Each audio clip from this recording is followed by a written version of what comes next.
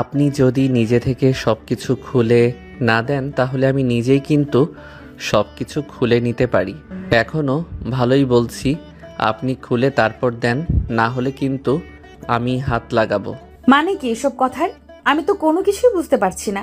এই ছেলে কি বলছিস এসব পাগলের মতো? মাথা ঠিক আছে তোর? আমি কে তুই জানিস? তুই আমার সঙ্গে এসব বেয়াদবি করছিস? আপনি কে সেটা তো আমার দেখার বিষয় না। আপনার চুলগুলো যে আকাশে বাতাসে উড়ে বেড়াচ্ছে আর সেটার কারণে যে আমার শার্টের মধ্যে লেগে গেছে এটা সরাতে বললাম, না হলে কিন্তু আমি নিজেই হাত লাগাবো। এটার জন্যই বললাম, শুধু শুধু নেগেটিভলি ভাবার কোনো কারণ নেই। ও সরি, আসলে এত ভিড় ছিল যার জন্য আপনার শার্টের মধ্যে আমার চুল লেগে গেছে। সরি সরি, আমি নিজেই খুলে দিচ্ছি। আর ধন্যবাদ বলার জন্য। তারপর মেয়েটি নিজেই তার চুল ছাড়িয়ে নিয়ে সেখান থেকে চলে গেল। আসলে রাস্তাঘাটে বেশ অনেক ভিড় ছিল, যার কারণে ভিড়ের মধ্যে একসাথে হওয়াতে চুলটা নিলয়ের শার্টের সঙ্গে বেঁচে যায়। আর তার কারণে পেছন থেকে এই কথাগুলো বলল। নিলয় সেখান থেকে সোজা বাসায় চলে আসলো। বাসায় আসার পরে ফ্রেশ হয়ে খাওয়া দাওয়া করলো। খাওয়া দাওয়া শেষ করে কিছুক্ষণ শুয়ে থাকার পরে বিকেলবেলা বন্ধুদের সঙ্গে আড্ডা দিতে চলে আসলো পার্শ্ববর্তী একটা চায়ের দোকানে। আর দোকানে আসার পরে তখন নিলয়ের বন্ধু সিয়াম তাকে বলতে শুরু করলো, দোস্ত জানিস আমার কাছে একটা খুব ভালো একটা খবর আছে। সেটা হলো আমাদের ভার্সিটিতে ইংলিশ ম্যাডাম নতুন জয়েন করবে শুনেছে। ম্যাডাম নাকি দেখতে অনেক সুন্দরী, সবাই নাকি তার চেহারার পাগল। কি আর বলবো, জানি না কালকে দেখে কেমন লাগবে আমাদের। তুই আর কোনো দিন ভালো হবি না। প্রতিটা ম্যাডামের পিছনে তো লাগতে হবে। দেখ, আমার একটা স্বপ্ন আছে, সেটা হলো আমি চাই সুন্দরী কোনো একটা মেয়েকে বিয়ে করব, কিন্তু ম্যাডামকে বিয়ে করলে আরও বেশি ভালো লাগতো। আরে ভাই, তুই কি ইদানিং নেশা করা শুরু করে দিয়েছিস নাকি? আরে ভাই, সব ছেলেরাই তো সুন্দরী মেয়েদেরকেই পছন্দ করে, তাই না? তুই আর ব্যতিক্রম কোথায়? আচ্ছা বাদ দে, শোন, আমার একটা ইচ্ছা আছে ভার্সিটির ম্যাডামের সঙ্গে প্রেম করা, কিন্তু সেই ইচ্ছেটা কি পূরণ হবে তোদের জন্য? মনে হয় না হবে, কারণ তোরা যেভাবে ম্যাডামদের পেছনে লেগে থাকিস, আর কখনোই মনে হয় এই ইচ্ছা পূরণ হবে না। দোস্ত চল, আমার গার্লফ্রেন্ডের সঙ্গে দেখা করে আসি, একটু রাগ ভাঙাতে হবে। আসলে দুপুরবেলা একটু রাগারাগি করেছি তো, তার জন্যই ফোনটা বন্ধ। তোরা যদি আমার সঙ্গে যাস তাহলে তোদেরকে বিরিয়ানি খাওয়াবো, সত্যি বলছি। তারপর আর কি, তারপর নিলয়, সিয়াম, রাফি তিনজন মিলে চলে আসলো সিয়ামের গার্লফ্রেন্ডের বাসার সামনে। সিয়ামের গার্লফ্রেন্ডের নাম হচ্ছে নীলা। নীলার বাসার সামনে আসার পরে নীলাকে নিলয়ের মোবাইল থেকে কল দেওয়া হলো। তার সঙ্গে সঙ্গে নীলা নিচে নামলো। নিচে নামার পরে তখন নীলা ইচ্ছে মতো সিয়ামকে বকা দিতে শুরু করলো। আর এগুলো বাকি দুজন দেখে দেখে মজা নিচ্ছে। আর তখন লাস্ট বেলায় নিলয় তখন নীলাকে বলতে লাগলো, নীলা, যেটা হয়েছে সেটা ভুলে যাও। আসলে রিলেশনের মধ্যে এরকম হয় সব সময়। এটা নিয়ে ধরে থাকলে তো আর জীবন চলবে না, তাই না? বেচারাকে আজকের মতো মাফ করে দাও। বেচারা আর কোনো মেয়ের পেছনে ঘোরাঘুরি করবে না। ভাইয়া, আপনি বলেছেন দেখে ওকে আজকের মতো মাফ করে দিচ্ছি। আজকে যদি আপনি না আসতেন তাহলে ওর আজকে খবর ছিল। ও সাহস কি করে হয় আমারই ম্যাডামের পেছনে ঘোরাফেরা করা? আচ্ছা ঠিক আছে, এবারের মতো আমার জন্য হলেও ক্ষমা করে দাও। এরপর থেকে সে আর কোনো দিন এরকম করিস না, আর যদি এরকম করিস তাহলে কিন্তু আমি নিজে এসে তোর খবর করে ছাড়বো। এভাবে কিছু কথা বলার পরে সেখান থেকে সবাই চলে আসলো একটা রেস্টুরেন্টে। আর রেস্টুরেন্টে এসে তিনজন মিলে ভরপুর খাওয়া দাওয়া করে সন্ধ্যাবেলায় বাসার দিকে রওনা হচ্ছিল। আর তখনই নিলয়ের ফোনটা বেজে উঠল। নিলয় ফোনটা বের করে দেখতে পারলো তার বাবা কল দিয়েছে। আর নিলয়ের বাবা তখন নিলয়কে ওই পাশ থেকে বলতে শুরু করলো, নিলয়, আমার বাসায় ফিরতে একটু রাত হবে। তোর আমার জন্য অপেক্ষা করিস না, ঘুমিয়ে পড়িস, ঠিক আছে? আর এখন কোথায় তুই? নিশ্চয় বাহিরে। তাড়াতাড়ি বাসায় গিয়ে পড়তে বস। নিলয় তার বাবার সঙ্গে আরো কিছু কথা বলে কল কেটে দিল। আর কল কেটে দেওয়ার পরে যথারীতি সে বাসায় চলে আসলো। বাসায় আসার পরে দেখতে পারলো তার ভাবি রান্না করছিল। নিলয়ের ভাবি নিলয়ের কাছে চলে আসলো। নিলয়ের কাছে আসার পরে তখন তার ভাবি তাকে বলতে লাগলো, নিলয়, তোমার ভাইয়া আর বাবা কোথায় গেছে সেটা কি জানো? আজকে নাকি তোমার ভাইয়ারও ফিরতে অনেক বেশি রাত হবে। বুঝতে পারলাম না ওনাদের কি সমস্যা হলো, হঠাৎ করে এরকম দেরি করার মানেটা কি?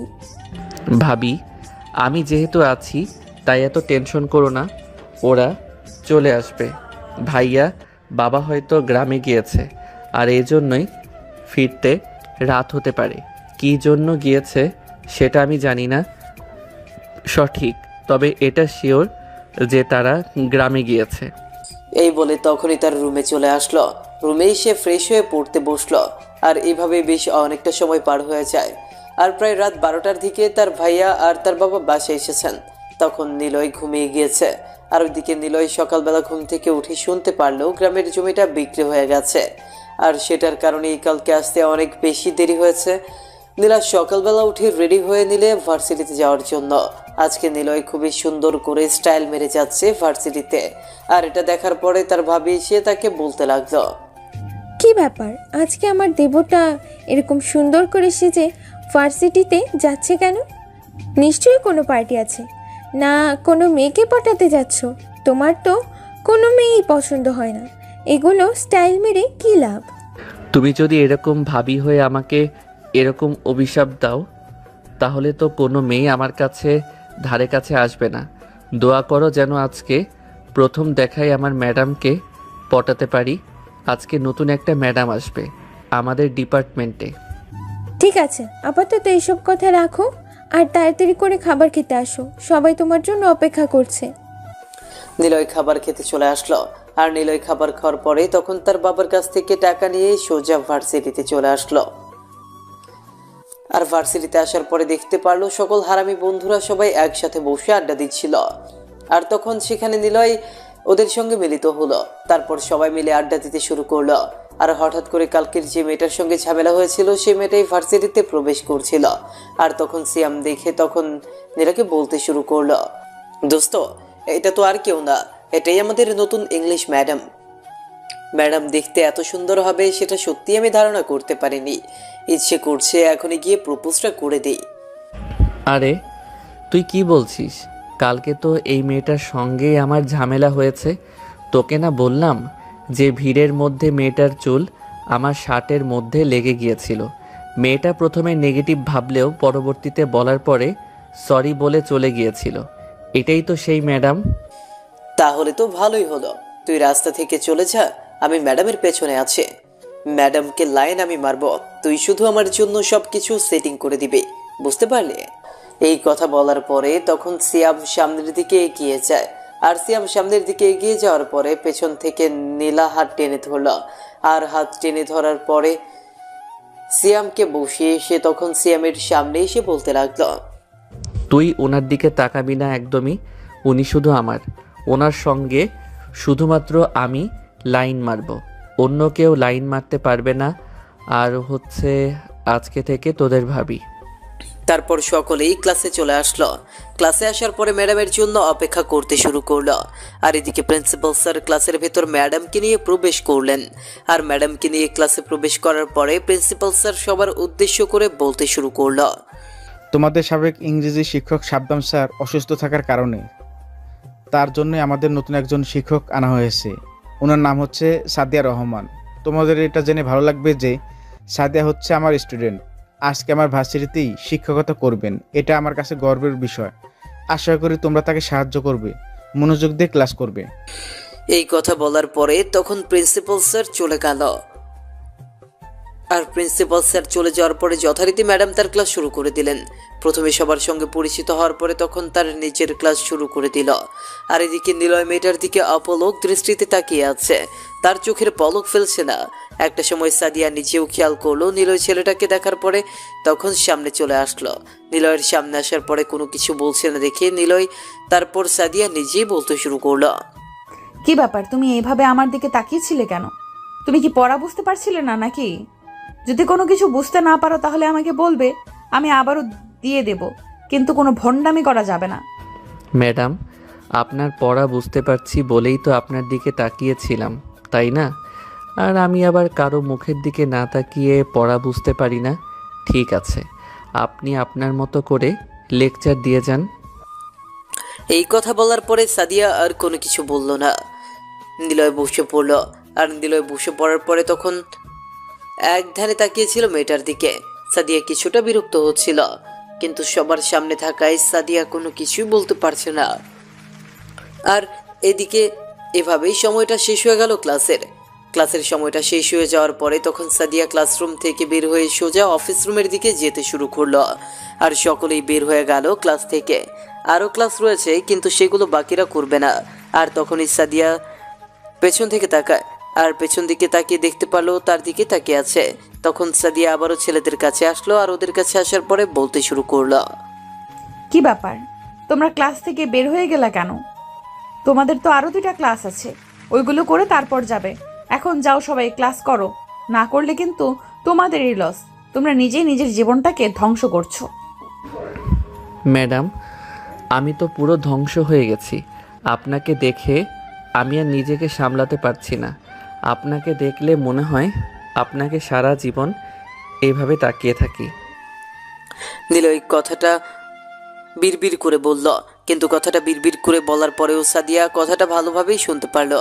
তারপর কোনো কিছু না বলে সাদিয়া অফিস রুমে চলে গেল। আর এদিকে নিলয়রা মাঠে বসে সবাই মিলে আড্ডা দিচ্ছিল। আর তখনই কোথা থেকে নিলয়ের ফ্রেন্ড তৃষা এসে হাজির। তৃষা এসে নীলাকে বলতে শুরু করলো, কিরে তোরা ক্লাস না করে চলে এসেছিস? নিলয় তোকে, আমি পুরো ক্লাস করলাম কিন্তু তোকে পেলাম না। তারপর দেখলাম মাঠে বসে আছিস। চল, তোর সঙ্গে আমার একটা ইম্পর্টেন্ট কথা আছে। আমার সঙ্গে আবার তোর ইম্পর্টেন্ট কথা কিসের? যা বলার এখানেই বল। আমি কোথাও যেতে পারবো না। আর তোর সঙ্গে আমার কোনো পার্সোনাল কথা তো একদমই সম্ভব না। আরে ভাই, তুই এত ভয় পাচ্ছিস কেন? অন্য কোনো কিছু বলবো না তো, কোনো কিছু করব না। তোকে আয়, একটা ইম্পর্টেন্ট কথা আছে। সেম, তুই একটু বল না ভাই। আরে ভাই, তুই ঝামেলা করছিস কেন নিলয়? তুই একটু যা তো, দেখ কি বলে। তৃষা এমন হতে পারে যে তোর কপাল খুলেও যেতে পারে, হয়তো তোকে কোনো সুসংবাদ দিবে। এই কথা বলার পরে নিলয় তৃষাকে নিয়ে একটু আড়ালে চলে আসলো, সবার থেকে একটু আড়ালে। আর তখন তৃষা তার সামনে হাঁটু গেড়ে বসলো। আর নিলয় অবাক হয়ে তাকিয়ে আছে। আর তখন তৃষা নিলয়কে একটা ফুল নিয়ে বলতে শুরু করলো, নিলয়, আসলেই আমি কিভাবে বলবো বুঝতে পারছি না। কখনো কোনো মেয়ে কোনো ছেলেকে প্রপোজ করেছে কিনা সেটাও জানি না, আর জানতেও চায় না। আমি যে তোকে নিজের জীবনের থেকেও অনেক বেশি ভালোবাসি। প্লিজ তুই আমাকে ফিরিয়ে দিস না। তিশা, তুই এগুলো কি বলছিস? আমি তো কোনো কিছুই বুঝতে পারছি না। আমার আর তোর মধ্যে এরকম কোনো সম্পর্ক নেই যে তুই আমাকে প্রপোজ করে ফেলেছিস। আমরা শুধুমাত্র বন্ধু। আমি এর থেকে তোকে বড় কোনো কিছু মনে করিনি। হ্যাঁ, সেটা ঠিক আছে। তুই আমাকে কোনোরকম বন্ধু চেয়ে কোনো কিছু মনে করিসনি, সেটা মেনে নিলাম। কিন্তু এখন থেকে হয়তো আমাকে নিয়ে ভাববি তুই। আমাকে প্লিজ ফিরিয়ে দিস না। আমি সত্যি বলছি, আমি তোকে ভীষণ বেশি ভালোবাসি। প্লিজ আমাকে কিছুদিন সময় দিয়ে আমাকে চিন্তা করতে দে। আর আমি হয়তো অন্য কাউকে ভালোবাসি, তোকে আমি কখনোই ভালোবাসতে পারবো না, কারণ তোর প্রতি আমার ওই মায়াটা কাজ করে না। আমি কি করব? এই কথা বলার পরে নিলয় তখন সেখান থেকে চলে আসলো। আর নিলয় সেখান থেকে চলে আসার পরে বন্ধু বান্ধবের সঙ্গে আড্ডা দিতে শুরু করলো। আর এভাবেই বেশ অনেকটা সময় পার হয়ে গেল। এদিকে সাদিয়া অফিস রুম থেকে বের হয়ে সোজা চলে গেল ভার্সিটি থেকে। আর সাদিয়ার পেছনে নিলয় যেতে শুরু করলো। সাদিয়া বুঝতে পেরেছে, একটা রিক্সা নিয়ে চলে যেতে শুরু করলো। আর এদিকে নিলয় তার পেছনে যেতে শুরু করলো। সাদিয়ার কিছুটা অস্বস্তি ফিল করছে। আর এদিকে সাদিয়া তার বাসায় পৌঁছে পেছনে তাকিয়ে দেখলো নিলয় পেছনে আর নেই।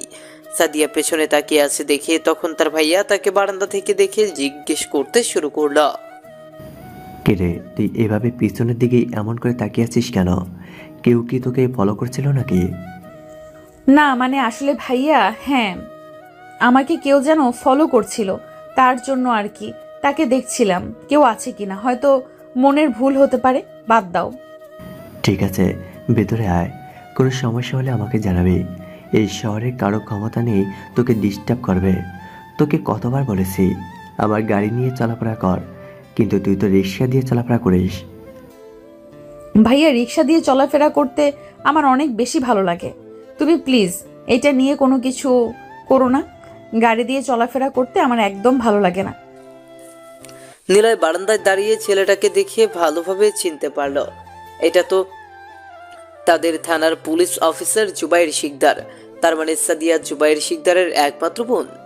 নিলয়ের গলা শুকিয়ে গেল। তারপর চলে আসলো তার বন্ধুদের কাছে। তার বন্ধুদের কাছে আসার পরে সব ঘটনা খুলে বলল। আর সব ঘটনা শোনার পরে তখন ওই দিক থেকে রাফি তখন নিলয়কে বলতে লাগলো, কিরে তুই এভাবে হাঁপাচ্ছিস কেন? কোনো কিছুই তো বুঝতে পারছি না। আর জুবাই শিকদারের বোন হয়েছে তো কি হয়েছে? এমন করে বলার কি আছে? তার বোনকে কি কখনো বিয়ে দেবে না নাকি? নিলয় ভাই আমার, তুই এই মেয়েটার পেছনে যাওয়া ছেড়ে দে। তার চেয়ে ভালো তুই তৃষার সঙ্গে থাক। তৃষা তোকে সত্যি বলছি অনেক বেশি মনে হয় ভালোবাসে। তুই তৃষার সঙ্গেই সুখে থাক। তুই ম্যাডামের পেছনে যাওয়া ছেড়ে দে। দোস্ত, সেটা সম্ভব না রে। আমি যে তাকে নিজের থেকে অনেক বেশি ভালোবাসি। আর চেহারার প্রতি আমার কোনো ফিলিংস কাজ করে না, তো তার সঙ্গে আমার রিলেশনটা কেমন হবে? ভাই তুই নিজেও মরবি, আমাদেরকেও মারবি। ভাই আমরা অকালে মরতে চাই না। আমরা এখনো বিয়ে শাদী করি নাই। আমরা এখনো ভালোভাবে প্রেমটা পর্যন্ত কন্টিনিউ করতে পারছি না। এত তাড়াতাড়ি মরতে চায় না। ওর ভাইয়ের নামে প্রচুর পরিমাণে রিপোর্ট পেয়েছি। আশা করি তুই ভালো করেই জানিস। হ্যাঁ,